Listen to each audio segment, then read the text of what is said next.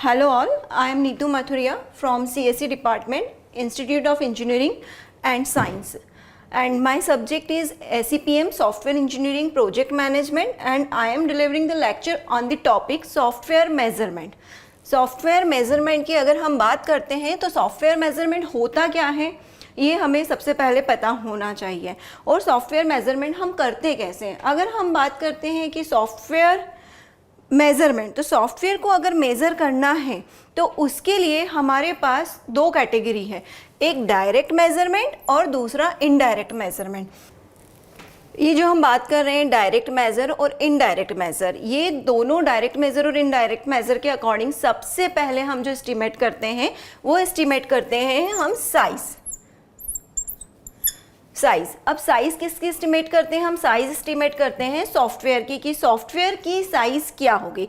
अगर हमें सॉफ्टवेयर की साइज़ पता चलती है तो सॉफ्टवेयर की साइज़ के अकॉर्डिंग हम सॉफ्टवेयर में कितना समय लगेगा बनाने के लिए, टाइम हम मेज़र कर सकते हैं, टाइम के साथ साथ एफ़र्ट मेज़र कर सकते हैं, एफ़र्ट के साथ साथ जो हमारी टीम साइज़ है कि कितने टीम मेंबर्स पर्टिकुलर सॉफ्टवेयर को बनाने में लगेंगे, हम वो भी मेज़र कर सकते हैं। तो हम बात करते हैं डायरेक्ट मेज़र हम कैसे करेंगे सॉफ्टवेयर को। तो डायरेक्ट मेज़र करने के लिए हमारे पास जो मेथड है वो मेथड है LOC।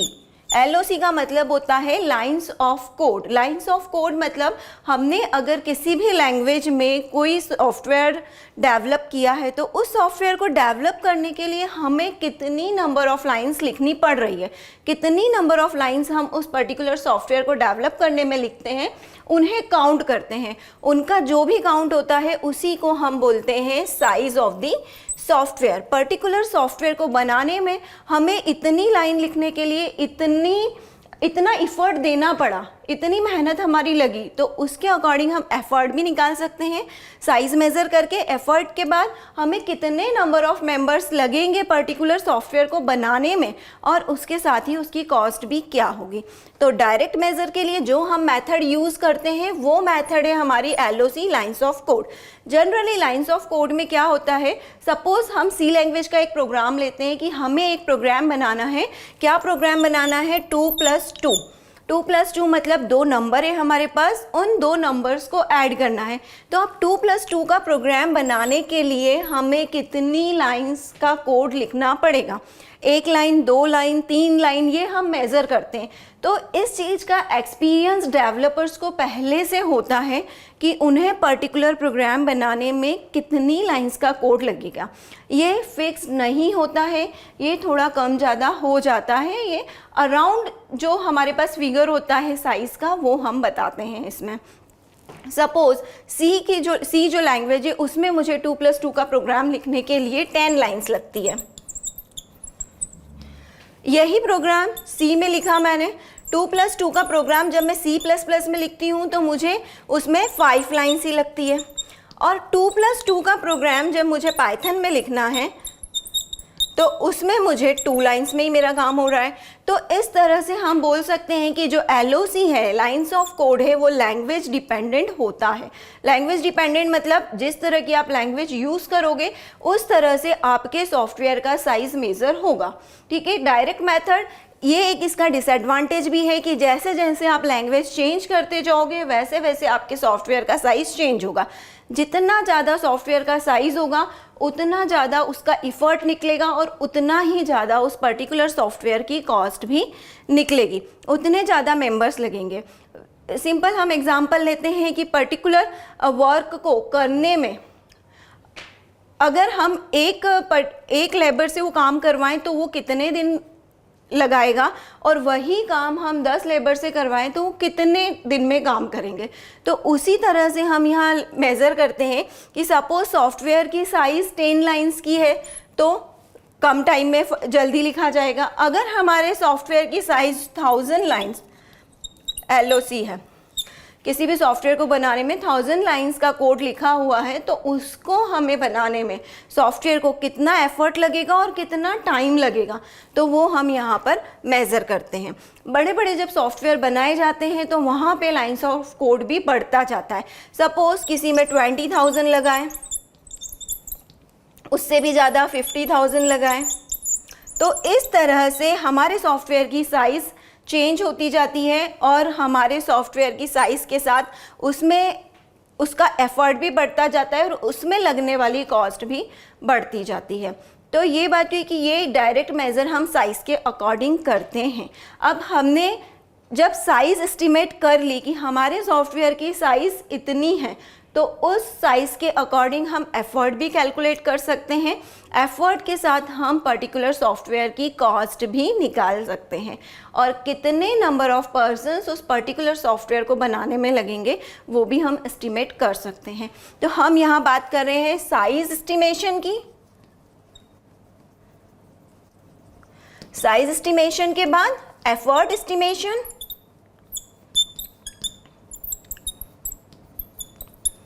एफर्ट एस्टिमेशन के बाद हम बात करते हैं उसकी कॉस्ट।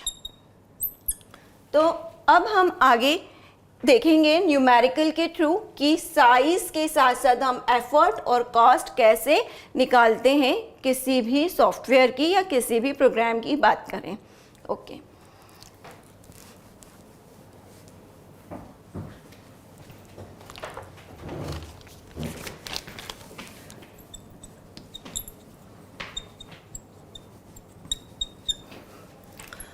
लाइंस ऑफ कोड का हम एग्जांपल लेते हैं। एक बैंकिंग एप्लीकेशन हम कंसीडर करते हैं। उस बैंकिंग एप्लीकेशन में हमारे पास जो मॉड्यूल है, उस मॉड्यूल को कोड करने में जो हमारे पास लाइंस ऑफ कोड है वो है M1 के लिए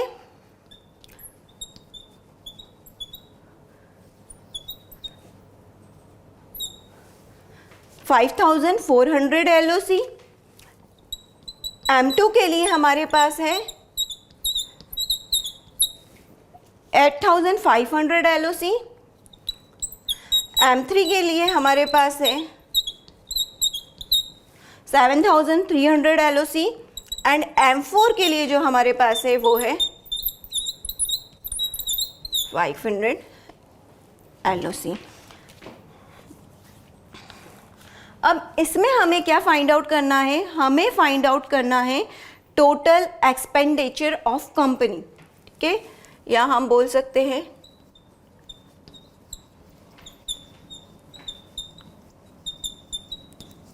टोटल एक्सपेंडिचर। अब हमें गिवन है यहाँ पर size, it is the size and productivity. Productivity given है हमें 870 LOC per month and salary is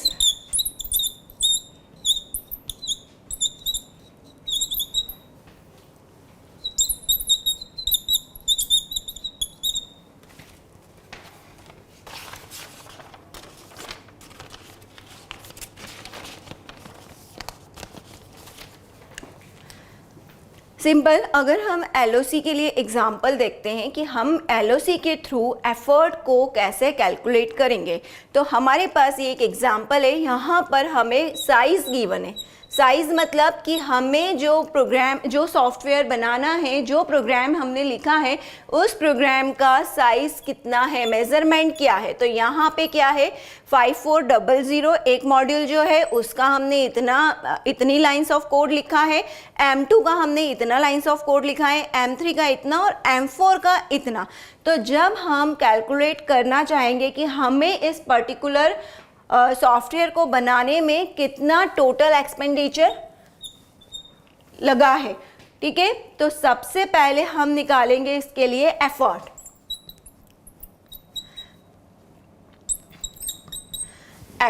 ठीक है, एफर्ट निकालने के लिए हमारे पास जो फॉर्मूला है वो फॉर्मूला है साइज डिवाइडेड बाय प्रोडक्टिविटी। क्या होता है एफर्ट का formula? Size divided by productivity. अब हम देखेंगे कि एफर्ट निकालना है तो हमारे सॉफ्टवेयर का एस्टिमेटेड साइज़ क्या है। ये एग्जैक्ट साइज़ नहीं है, हम सॉफ्टवेयर बनाने के पहले एक जो हमारा हमें पता रहता है कि जो हम एक्सपीरियंस के अकॉर्डिंग बताते हैं कि हमने इस तरह का सॉफ्टवेयर पहले बनाया हुआ है, तो इस तरह का हमने कोड लिखा है, तो इस तरह का कोड लिखने में हमें इतना लाइंस ऑफ कोड लगेगा। तो M1 एक मॉड्यूल, हमने सबसे पहले सॉफ्टवेयर को क्या किया है, 4 मॉड्यूल्स में डिवाइड किया है। जब भी हम कोई बड़ा सॉफ्टवेयर बनाते हैं तो हम वहाँ पे डिकम्पोजिशन टेक्निक यूज़ करते हैं। एक बड़े सॉफ्टवेयर को हम क्या करते हैं, छोटे छोटे मॉड्यूल्स में डिवाइड करते हैं, तो हमें ईजी हो जाता है कि पर्टिकुलर मॉड्यूल का कोड लिखने के लिए हमें कितनी लाइंस लिखनी होगी। तो उसके अकॉर्डिंग हमने हमारे सॉफ्टवेयर को 4 मॉड्यूल में डिवाइड किया है। 4 मॉड्यूल में डिवाइड किया है तो हमने कितनी एस्टिमेट की है, फर्स्ट मॉड्यूल के लिए 5400, 8500, 7300 एंड 5500। हमें अभी फर्स्ट हम निकालेंगे कि एफर्ट कितना है। तो एफर्ट में क्या है, साइज डिवाइडेड बाय प्रोडक्टिविटी। अगर हम इन सभी को प्लस करते हैं तो हमारा साइज क्या होगा, इन सभी को प्लस करने में जो हमारा साइज निकलेगा वो होगा 26700 LOC। इन सभी को प्लस करने पे जो साइज निकलेगा वो होगा 26700 LOC।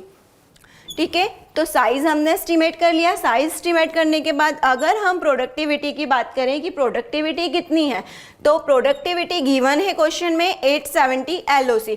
तो यहाँ पे साइज हमारा कितना है 26700 और प्रोडक्टिविटी हमारी कितनी है 870।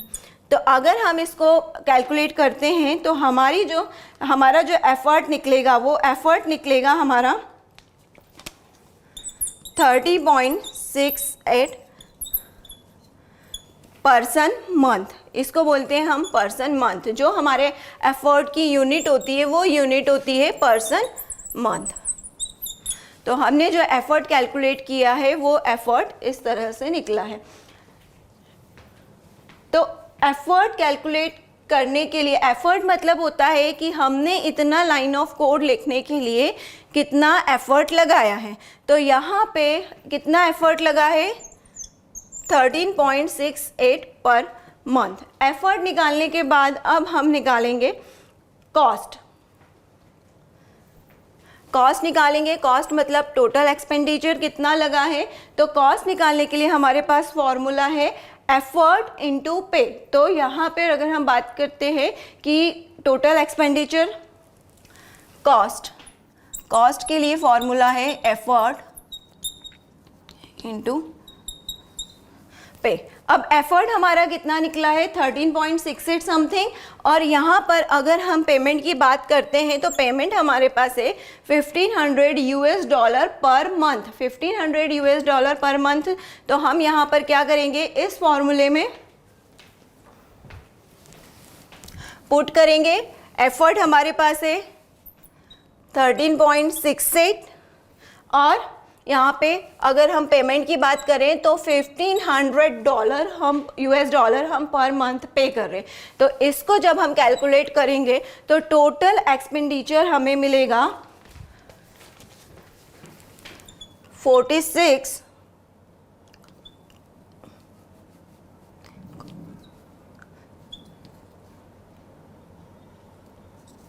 $US में। तो इस तरह से हम यहाँ पर टोटल एक्सपेंडिचर कैलकुलेट करेंगे कि इतने पर्टिकुलर इतने कोड के लिए हमें इतनी कॉस्ट, ये टोटल एक्सपेंडिचर हमने निकाला है। तो टोटल एक्सपेंडिचर कैलकुलेट करने के लिए सबसे पहले हमें एफर्ट कैलकुलेट करना पड़ेगा। एफर्ट कैलकुलेट कैसे किया जाता है, एफर्ट कैलकुलेट करने के लिए हमारे पास जो फॉर्मूला है वो है effort is equal to size divided by productivity. तो साइज कैसे कैलकुलेट की है हमने, हमें कुछ लाइंस ऑफ कोड गिवन है, उन लाइंस ऑफ कोड को लेकर हमने क्या निकाला है साइज। तो हमारी टोटल जो साइज निकली है 26,700 साइज निकला है। तो वो हमने 26,700 साइज यहाँ पुट किया और प्रोडक्टिविटी गिवन है हमें। तो प्रोडक्टिविटी हमारी जो है 870। ठीक है, तो यहाँ हम इस दोनों को डिवाइड करने के बाद एफर्ट निकालेंगे। एफर्ट निकालने के बाद टोटल एक्सपेंडिचर हम फाइंड आउट करेंगे।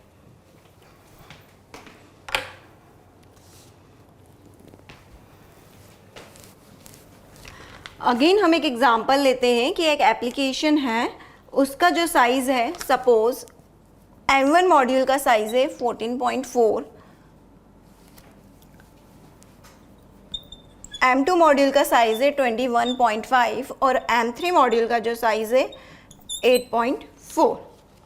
M1, M2, M3 तीन मॉड्यूल हमारे पास हैं, तो इनका साइज़ गिवन है हमारे पास। अब यहाँ पर हमें क्या फाइंड आउट करना है? Find the cost of the application, total cost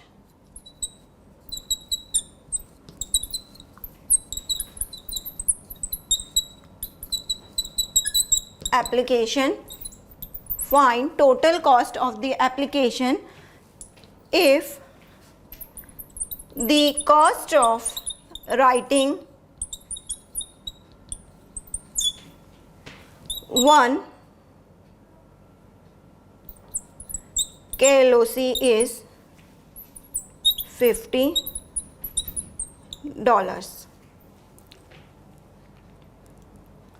and productivity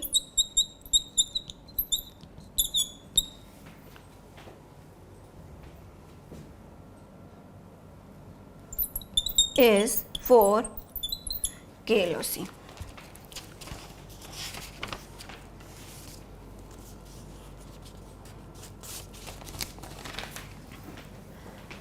यहाँ पे हमें गिवन है, सबसे पहले तो हमें साइज़ देखनी पड़ेगी कि साइज़ 3 मॉड्यूल की है, तो हम इस साइज़ को कैसे कंबाइन करेंगे। उसके बाद हमें क्या कैलकुलेट करना है? Total cost of the application, application की टोटल कॉस्ट हमें फाइंड आउट करनी है। If the cost of writing 1 KLOC is $50, एक KLOC की कॉस्ट अगर $50 है तो हमारे जितने भी KLOC है, KLOC मतलब होता है 1000 लाइन ऑफ कोड, हम लाइन ऑफ कोड को 1000 लाइन ऑफ कोड में कन्वर्ट करते हैं, ठीक है। तो find total cost of the application, तो 1 KLOC का अगर $50 है तो सपोज जो हमारे पास इन तीनों का सम होता है उसका कितना डॉलर होगा, और प्रोडक्टिविटी हमारी जो है 4 KLOC। तो यहाँ पर M1, M2, M3 अगर हम देखते हैं तो टोटल हमारे पास लाइन्स ऑफ कोड कितने हैं? KLOC हमारे पास होंगे 44.3 KLOC, ये लाइन्स ऑफ कोड है हमारे पास, ठीक है। तो अब हमें कॉस्ट निकालनी है एप्लीकेशन की, तो एप्लीकेशन की कॉस्ट निकालने के लिए हमें देखना होगा कि कॉस्ट का क्या फॉर्मूला है। तो कॉस्ट का फॉर्मूला निकालने के लिए हमें चाहिए होता है सबसे पहले एफर्ट, तो effort is equal to size divided by productivity. तो साइज कितना है हमारा? साइज कितना है टोटल? 44.3 KLOC और प्रोडक्टिविटी कितनी है? 4 KLOC। अगर हम इसको कैलकुलेट करते हैं तो कितना आ जाएगा? 11.07 PM। ये क्या निकला है? एफर्ट। अब एफर्ट निकालने के बाद अगर हमें कॉस्ट निकालनी है तो कॉस्ट निकालने के लिए हमारे पास फॉर्मूला होता है कितना? Cost is equal to effort into pay. अगर हमें कॉस्ट फाइंड आउट करनी है तो कॉस्ट फाइंड आउट करने के लिए जो फॉर्मूला है वो है एफर्ट इनटू पे। अब पे में हमें क्या दिया हुआ है यहाँ पे कि 1 KLOC का $50 है, लेकिन हमारे पास यहाँ कितना KLOC है? हमारे पास 44.3 KLOC है। टोटल ये है 44.3 KLOC। तो 44.3 KLOC के लिए हमें क्या करना होगा? जो 50 हमारे पास 1 KLOC के लिए था उसको हमें 44 × 3 KLOC से मल्टीप्लाई करना पड़ेगा, तब हमें क्या मिलेगा? टोटल कि 44.3 KLOC के लिए कितना लगेगा। अब यहाँ पे है हमारे पास एफर्ट निकला हुआ, तो ये जो एफर्ट है हम इस पर्टिकुलर फॉर्मूले में पुट करेंगे। एफर्ट और टोटल पे जब हम दोनों को मल्टीप्लाई करेंगे तो हमें टोटल कॉस्ट मिलेगी। टोटल कॉस्ट का जो फॉर्मूला है वो है एफर्ट इनटू पे। एफर्ट हमने निकाला है 11.07 और यहाँ से अगर हम कॉस्ट की बात करते हैं तो कॉस्ट निकलेगी 44.3 KLOC इंटू 50। इस तरह से हम इसको कैलकुलेट करेंगे। कैलकुलेट करने के बाद हम टोटल कॉस्ट निकाल सकते हैं जो कि होगी हमारी अराउंड $2215।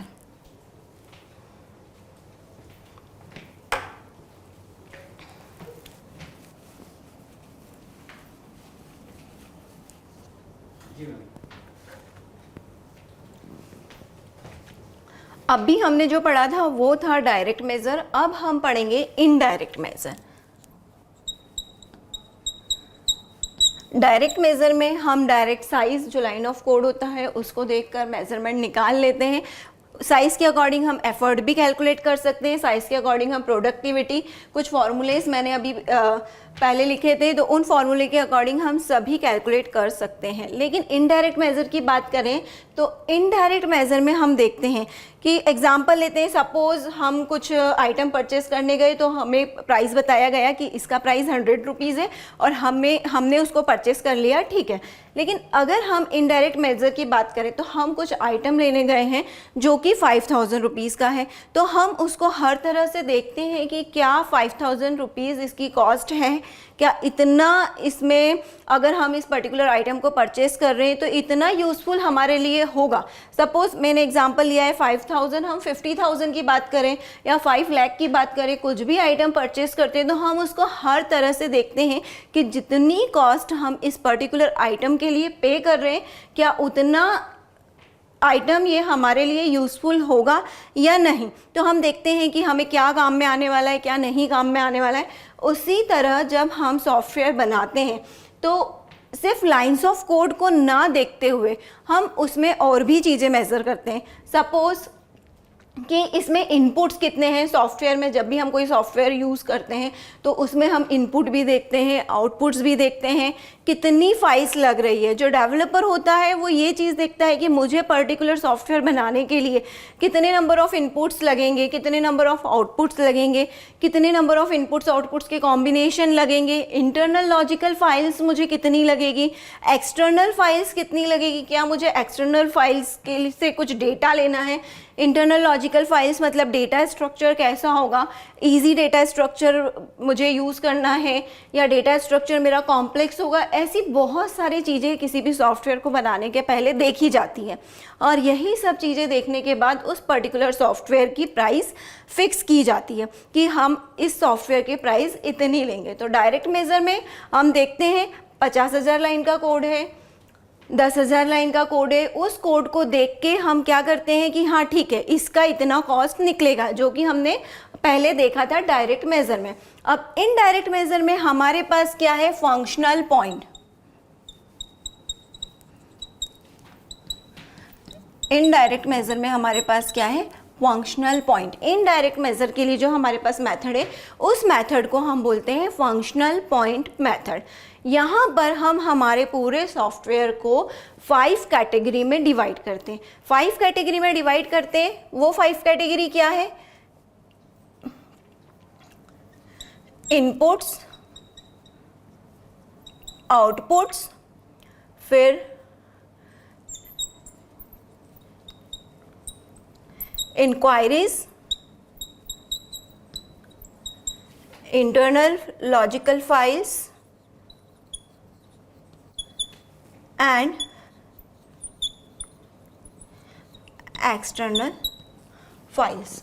ये कुछ 5 कैटेगरीज हैं जिसमें हम हमारे पूरे सॉफ्टवेयर की यूनिट्स को डिवाइड करते हैं। ये 5 यूनिट्स हैं कि हमारे सॉफ्टवेयर के लिए इनपुट्स क्या होंगे, आउटपुट्स क्या होंगे, कितनी इंक्वायरीज उसमें होगी, फिर इंटरनल लॉजिकल फाइल्स, क्या डेटा स्ट्रक्चर हमारा क्या होगा, डेटा स्ट्रक्चर के अलावा और भी जो फाइल्स हम यूज़ करते हैं वो सारी फाइल्स हमें कितनी लगेगी, उसकी लेंथ क्या होगी, उसके अलावा हम एक्सटर्नल फाइल्स की क्या किसी एक्सटर्नल फाइल की रिक्वायरमेंट है, हमें किसी एक्सटर्नल सॉफ्टवेयर या हार्डवेयर की भी रिक्वायरमेंट है, वो सारी चीज़ें हम देखकर हमारे सॉफ्टवेयर की की साइज़ को एस्टिमेट करते हैं कि हमारे सॉफ्टवेयर की साइज़ क्या होगी। ठीक है, input, output, inquiries, logical files and external files. अब यहाँ पर क्या होता है कि इन सभी 5 पैरामीटर्स को हमने कुछ वेटेज दिया है कि सॉफ्टवेयर जब हमारे पास आते हैं तो कुछ सॉफ्टवेयर होते हैं वो सिंपल, कुछ होते हैं जो कि कॉम्प्लेक्स होते हैं और कुछ सॉफ्टवेयर ऐसे होते हैं जो कि एवरेज होते हैं। तो हम बात करते हैं कि अगर सिंपल सॉफ्टवेयर है, हमारे पास नंबर ऑफ़ इनपुट्स उसमें ज़्यादा नहीं है, नंबर ऑफ़ आउटपुट्स भी ज़्यादा नहीं है। ठीक है, इंक्वायरीज़ वगैरह जो कॉम्बिनेशन होती है इनपुट्स और आउटपुट्स की, वो भी हमारे पास ज़्यादा नहीं है, वो सिंपल है। मतलब हमें सिर्फ एंट्री करनी है, हमें सिर्फ रिपोर्ट जनरेट करनी है। तो एंट्री करनी है और रिपोर्ट जनरेट करनी है, तो यहाँ पे हमारे पास नंबर ऑफ़ इनपुट्स आउटपुट्स कम है कि हमारे पास इनपुट्स क्या है, एक ही तरह का इनपुट हमें सिस्टम को देना है और एक ही तरह की रिपोर्ट जनरेट करनी है। तो हम क्या बोल सकते हैं कि ये जो सिस्टम है हमारा सिंपल है। लॉजिकल फाइल्स की बात करें तो लॉजिकल फाइल्स में भी कोई ज़्यादा कॉम्प्लेक्सिटी नहीं है, बहुत ही सिंपल डेटा स्ट्रक्चर को यूज़ करके हमने उस सॉफ्टवेयर को बनाया है। एक्सटर्नल फाइल्स की भी कोई रिक्वायरमेंट्स हमारे पास नहीं है। तो इस तरह से हमारे पास ये पैरामीटर्स हैं। तो इन पैरामीटर्स को हम डिवाइड करते हैं सिंपल, एवरेज और कॉम्प्लेक्स में। ठीक है, कोई भी जो कंपनी होती है, जो ऑर्गेनाइजेशन होता है जो कि सॉफ्टवेयर बनाता है, वो इस टेबल की वैल्यू, एक टेबल बनती है हमारी इन 5 पैरामीटर्स को यूज़ करके। तो उसमें सिंपल जो पैरामीटर्स है उनका वेटेज कितना है, एवरेज का वेटेज कितना है और कॉम्प्लेक्स का वेटेज कितना है, तो एक वेट टेबल हम बनाते हैं। तो वो टेबल कुछ इस तरह की होती है।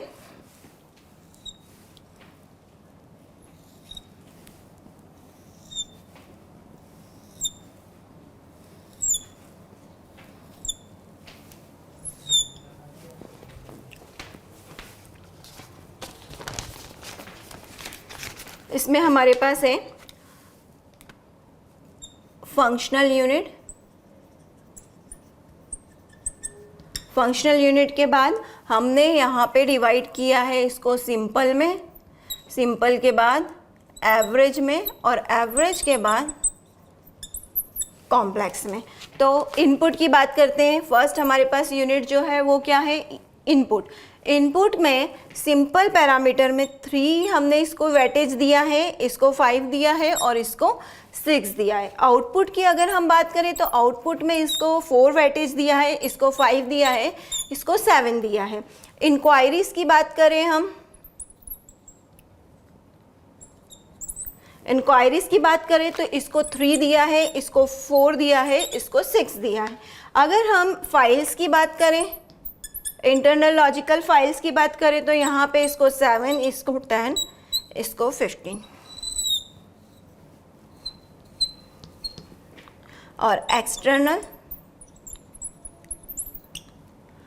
फाइल्स या इंटरफेस की बात करें तो 5, 7, 10। ये जो है इनको बोलते हैं हम वेट फैक्टर।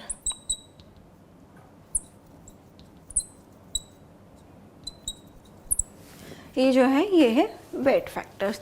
तो ये फाइल है, ये पूरी टेबल है। ये टेबल हमें जब भी फंक्शनल पॉइंट के थ्रू कॉस्ट या इफ़र्ट फाइंड आउट करना है तो ये टेबल हमें पता होनी चाहिए। ये टेबल कौन बना कर देता है, जो भी ऑर्गेनाइजेशन है वो ऑर्गेनाइजेशन प्रोजेक्ट के अकॉर्डिंग कि प्रोजेक्ट कैसा है, सिंपल प्रोजेक्ट के वेटेज क्या हैं, एक एवरेज प्रोजेक्ट है उसके वेटेज क्या हैं और एक कॉम्प्लेक्स प्रोजेक्ट है उसके वेटेज क्या है। ये वेटेज वो अपने अकॉर्डिंग बना के इसको डिसाइड करके रखती है। अब हम बात करते हैं कि फंक्शनल पॉइंट को कैसे कैलकुलेट करते हैं। तो फंक्शनल पॉइंट कैलकुलेट करने के लिए हमारे पास एक फॉर्मूला है जिसके थ्रू हम फंक्शनल पॉइंट कैलकुलेट करते हैं। फंक्शनल पॉइंट कैलकुलेट करने की जो फर्स्ट स्टेप है, फर्स्ट स्टेप में हमें सबसे पहले ये वेट फैक्टर्स पता होने चाहिए कि सिंपल प्रोजेक्ट में इनपुट का क्या वेट फैक्टर है, सिंपल प्रोजेक्ट में एवरेज का क्या वेट फैक्टर है? सिंपल प्रोजेक्ट के लिए input output inquiries files external files interface का क्या वेट फैक्टर है? तो ये जो वेट फैक्टर्स है ये फर्स्ट स्टेप में हमें पता होने चाहिए। स्टेप वन की बात करें हम, तो स्टेप वन में हमें क्या निकालना है? ये जो वेट फैक्टर्स है वो आइडेंटिफाई करना है। वेट फैक्टर्स कैसे आइडेंटिफाई करेंगे हम? वेट फैक्टर्स ये जो टेबल है इस टेबल के थ्रू हम आइडेंटिफाई करेंगे। अब हम बात करते हैं स्टेप टू में हम क्या कैलकुलेट करते हैं? यहाँ पर हम कैलकुलेट करते हैं फंक्शनल पॉइंट। तो एक एडजस्टेड फंक्शनल पॉइंट होता है और एक अनएडजस्टेबल फंक्शन पॉइंट होता है। तो हम यहाँ पे UFP मतलब FP मतलब functional point, unadjusted functional point calculate करते हैं। तो अनएडजस्टेड फंक्शनल पॉइंट को कैलकुलेट करने के लिए UFP के लिए जो हमारे पास फॉर्मूला है वो फॉर्मूला है XIJ WIJ। इन सभी का क्या करेंगे हम? समेशन। XIJ और WIJ इन सभी का मल्टीप्लाई करके समेशन करेंगे।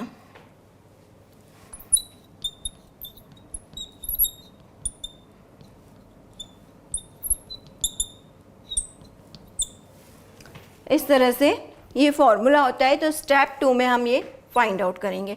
स्टेप 3 की बात करते हैं हम। तो स्टेप 3 में हम फाइंड आउट करते हैं फाइनल FP मतलब एडजस्टेड FP। फाइनल FP को कैलकुलेट करने का फॉर्मूला होता है UFP multiply by CAF। UFP हमने कहाँ से निकाला है? UFP हमने यहाँ से फाइंड आउट किया है। अब हम निकालेंगे CAF। स्टेप 4 में हम क्या कैलकुलेट करेंगे? स्टेप 4 में CAF होता है कॉम्प्लेक्सिटी एडजस्टमेंट फैक्टर। CAF मतलब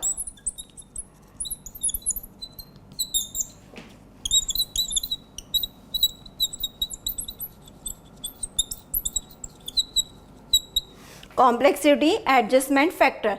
तो CAF निकालने के लिए हमारे पास जो फॉर्मूला है वो होता है 0.65 प्लस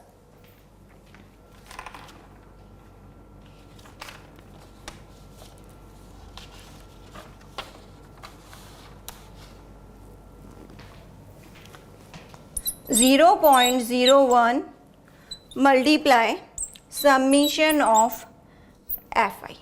ये फॉर्मूला CF निकालने के लिए है। सबसे पहले हम CF की वैल्यू फाइंड आउट करेंगे, UFP की वैल्यू यहाँ से फाइंड आउट करेंगे और इस फॉर्मूले में पुट करके हम फाइनल FP कैलकुलेट करेंगे। तो CF का मतलब होता है कॉम्प्लेक्सिटी एडजस्टमेंट फैक्टर।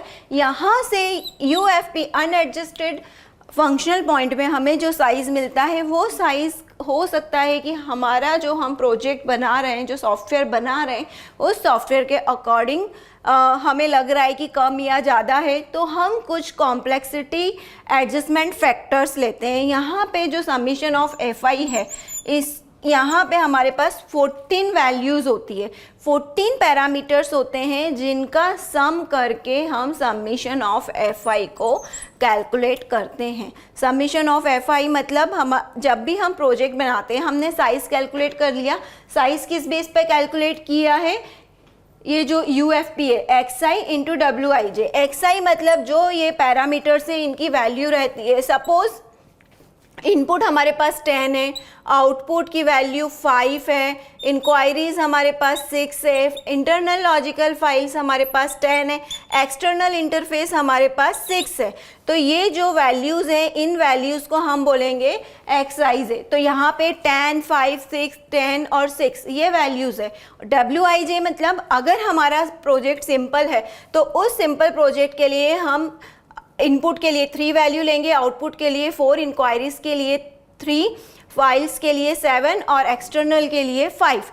अगर प्रोजेक्ट एवरेज है तो हम यहाँ पे वेट फैक्टर ये वाले यूज़ करेंगे एवरेज कॉलम के, और अगर हमारा प्रोजेक्ट कॉम्प्लेक्स है तो हम उसके लिए वेट फैक्टर कॉम्प्लेक्स वाले कॉलम के यूज़ करेंगे। तो यहाँ पे हम सभी ये जो फंक्शनल पॉइंट पैरामीटर्स की वैल्यू को जो वेट फैक्टर है उनसे मल्टीप्लाई करेंगे और उनका सभी का सम करेंगे तो हमें क्या मिलेगा, यूएफपी। यूएफपी फाइंड आउट करने के बाद हमें फाइंड आउट करना है फाइनल एफपी। तो फाइनल एफपी जब फाइंड आउट होगा जब हम कॉम्प्लेक्सिटी एडजस्टमेंट फैक्टर को मल्टीप्लाई करेंगे यूएफपी में। तो हमारा जो कॉम्प्लेक्सिटी एडजस्टमेंट फैक्टर है उसको कैसे फाइंड आउट करेंगे, तो कॉम्प्लेक्सिटी एडजस्टमेंट फैक्टर को फाइंड आउट करने के लिए हमारे पास फॉर्मूला है ये वाला। तो इस फॉर्मूले में हमारे पास दो तो वैल्यूज़ हैं, उन वैल्यूज़ के अलावा एक है समीशन ऑफ एफ आई। तो समीशन ऑफ एफ आई होता है सम ऑफ 14 पैरामीटर्स। ये जो 14 पैरामीटर्स हैं, इन 14 पैरामीटर्स के कुछ वैल्यूज़ होती है जो कि रेंज होती है 0 to 5, जिसकी रेंज होती है 0 to 5 के बीच में। सपोज एग्जाम्पल लेते हैं, हमारे पास 14 पैरामीटर है। तो फर्स्ट पैरामीटर है, सेकेंड है, थर्ड है, फोर्थ है, फिफ्थ है, सिक्स्थ है, सेवन्थ है, एट्थ है, ऐसे हमारे पास 14 पैरामीटर है। तो 14 पैरामीटर की हमें क्या रेंज लेनी है, क्या वैल्यूज़ लेनी है। तो फर्स्ट पैरामीटर की वैल्यू हमने ले ली 1, सेकेंड की ले ली 3, थर्ड की ले ली 4, फोर्थ की ले ली 5, फिर 1 ले ली, फिर 2, 3, 4। तो इस तरह से हम सभी पैरामीटर्स की वैल्यू जो लेंगे उनकी रेंज होनी चाहिए 0 से 5 के बीच में, उससे हम कम नहीं ले सकते, ज़्यादा नहीं ले सकते। और ये जो सम होगा 14 पैरामीटर का वो होगा 0 से 70 के बीच में। 70 से ज़्यादा नहीं हो सकता है और 0 से कम नहीं होगा। तो ये जो यहाँ पर समीशन ऑफ एफ आई होगा वो ग्रेटर देन 70 नहीं होगा, इसकी वैल्यू 0 to 70 के बीच में होगी। तो ये वैल्यू फाइंड आउट करने के लिए हमें क्वेश्चन में गिवन रहता है कि समीशन ऑफ एफ आई की वैल्यू हमें क्या लेनी है। हमें 1 लेनी है, 2 लेनी है, 3 लेनी है, 4 लेनी है, 5 लेनी है, ये 0 से 5 के बीच में इसमें से हमें क्या वैल्यू लेनी है।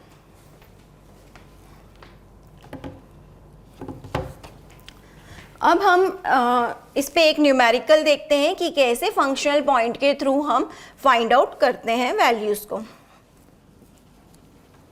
फंक्शनल पॉइंट के न्यूमेरिकल को सॉल्व करने के लिए हमें सबसे इम्पॉर्टेंट ये टेबल रहेगी। ये टेबल हमें पता होनी चाहिए। क्वेश्चन में बहुत बार ये टेबल गिवन रहती है, टेबल गिवन नहीं रहती है तो आपको बोल दिया जाता है कि सिंपल की आपको दिस वैल्यू लेनी है, एवरेज पैरामीटर की ये वैल्यूज़ लेनी है। वैल्यूज़ गिवन रहती है कि आपका जो सॉफ्टवेयर है, आपका जो प्रोजेक्ट है वो सिंपल है, तो सिंपल की वैल्यूज़ क्या रहेगी, तो सिंपल की वैल्यूज़ आपको गिवन रहेगी। उसके अलावा आपको इनपुट्स क्या होंगे, आपके इनपुट्स गिवन रहेंगे।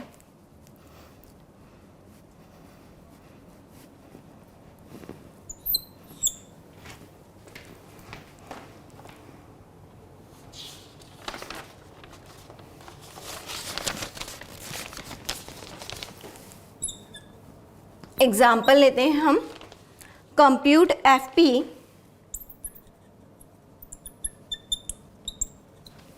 when all complexity adjustment factor and weight factors are average। क्या है, कंप्यूट करना है हमें एफपी कंप्यूट करना है। तो यहाँ पर हमें वेट फैक्टर और कॉम्प्लेक्सिटी एडजस्टमेंट फैक्टर क्या दिए हुए हैं, average. Weight factor and complexity adjustment factor are average, ठीक है। उसके अलावा इनपुट पैरामीटर की जो वैल्यू है वो है 50, आउटपुट की वैल्यू है 40, इंक्वायरीज की वैल्यू है 35 एंड फाइल्स की वैल्यू है 6 और एक्सटर्नल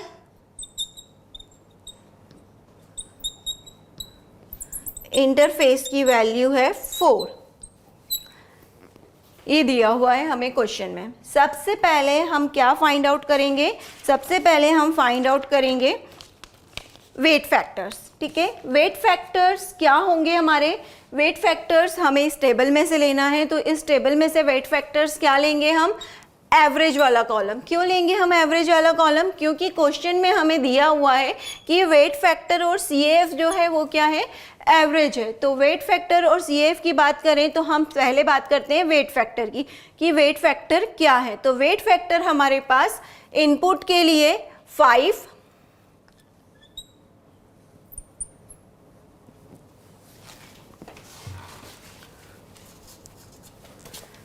जो W1 होगा वो होगा 5, W2 भी 5, W3 4, W4 10 एंड W5 जो होगा वो क्या होगा 5। तो ये वेट फैक्टर हमें पता है। तो फर्स्ट स्टेप जो होती है हमारी वेट फैक्टर निकालने की, वेट फैक्टर हमने देख लिए टेबल में से। वेट फैक्टर निकालने के बाद हम बात करते हैं स्टेप 2 की। स्टेप 2 हमारी क्या है, कैलकुलेट UFP। क्या करेंगे हम, कैलकुलेट करेंगे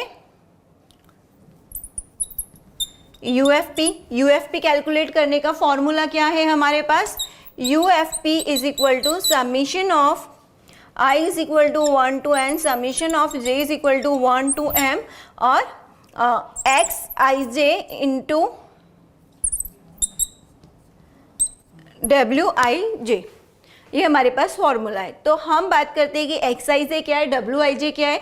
तो XIJ हमें यहाँ पे गिवन है, इनपुट ये जो पैरामीटर्स हैं हमारे पास इनपुट्स, और हमारे पास WIJ एवरेज पैरामीटर है। तो इसको कैलकुलेट करेंगे तो क्या होगा, 15 इंटू 5 4 है,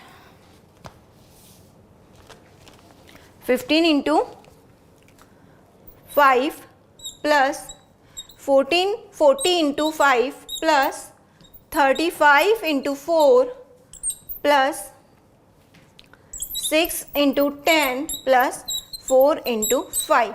इसको पूरा हम कैलकुलेट करेंगे तो हमें क्या मिलेगा, UFP। तो UFP हम इस तरह से निकालेंगे। अब उसके बाद हमें क्या निकालना है, इसका पूरा जो टोटल होगा वो UFP निकलेगा। नेक्स्ट स्टेप हमारे पास है स्टेप 3। स्टेप 3 हम कैसे कैलकुलेट करेंगे, तो स्टेप 3 में हमें निकालना होता है फाइनल FP।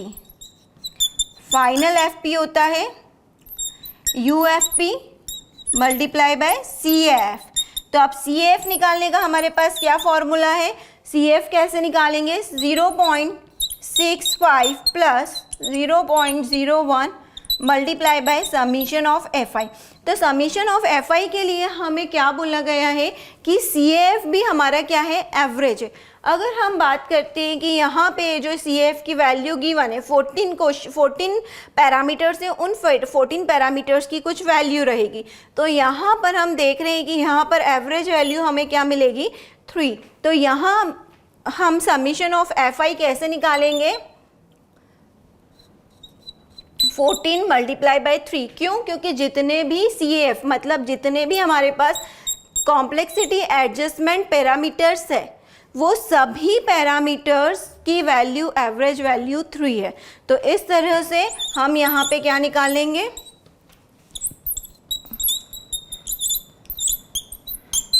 CAF। तो CAF की वैल्यू हम इस तरह से कैलकुलेट कर लेंगे। CAF की वैल्यू कैलकुलेट करने के बाद हम हमारा फाइनल FP निकालेंगे। तो फाइनल FP जो निकलेगा हमारा वो UFP, जिसकी वैल्यू हम यहाँ से कैलकुलेट करेंगे, और CAF की वैल्यू यहाँ से कैलकुलेट करेंगे। दोनों की वैल्यू पुट करके हम फाइनल FP निकालेंगे। तो ये हमारे पास मेथड है फाइनल FP कैलकुलेट करने के लिए, कि फाइनल FP कैसे कैलकुलेट करेंगे। ये जो फाइनल FP निकालेगा वो भी हमारा क्या रहेगा, एस्टिमेटेड साइज़ रहेगा, कि इतना एस्टिमेटेड साइज़ हमने कैलकुलेट किया है, उस साइज़ के अकॉर्डिंग हम एफर्ट और अदर थिंग भी निकाल सकते हैं।